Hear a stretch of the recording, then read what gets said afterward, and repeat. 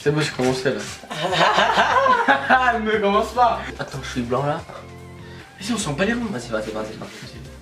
1, 2, 3. Salut les potos, c'est Raph.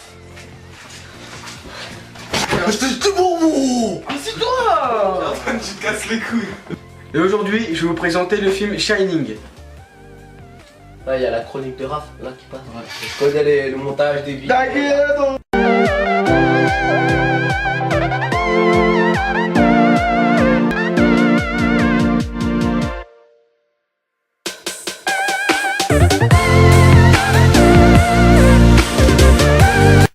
Vas-y. Le mec il veut se taper des vues sur notre taux.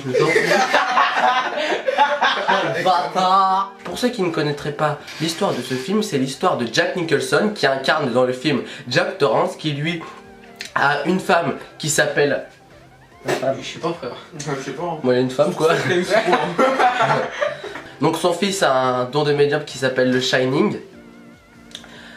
L'histoire se passe en haut d'une montagne, dans un hôtel fermé puisqu'ils sont en fin de saison. Donc Jack Nicholson, au fur et à mesure de cette histoire, va devenir un peu fou à force d'être enfermé dans cet hôtel. Il va commencer à avoir des hallucinations et après voilà.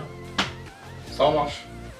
J'ai géré ou pas les gars? Bermage. Voilà, check moi frère. Donc merci à Antoine pour avoir raconté l'histoire, un peu introduit l'histoire de ce film. Donc passons aux anecdotes. Ça la chronique. Yes. Alors je fais la poule.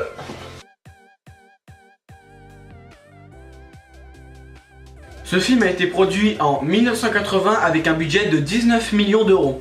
Le fait que Danny Lloyd dans le film bouge le petit doigt comme ça en surnommant entre guillemets ce petit doigt Tony et qu'il parle lui-même à Tony dans le film vient de l'acteur lui-même lors du casting du film. Labyrinthe à la fin du film de Shining a été obtenu grâce à près de 900 tonnes de sel et de polystyrène. La scène où Wendy monte les escaliers apeurée avec un couteau à la main a été tournée plus de 35 fois, ce qui équivaut à monter les marches de l'Empire State Building. Sur ce les rey, je vous laisse sur cette femme. Yarbarkom sur le François. Je coupe, Je trouve sur un Ah bon ouais.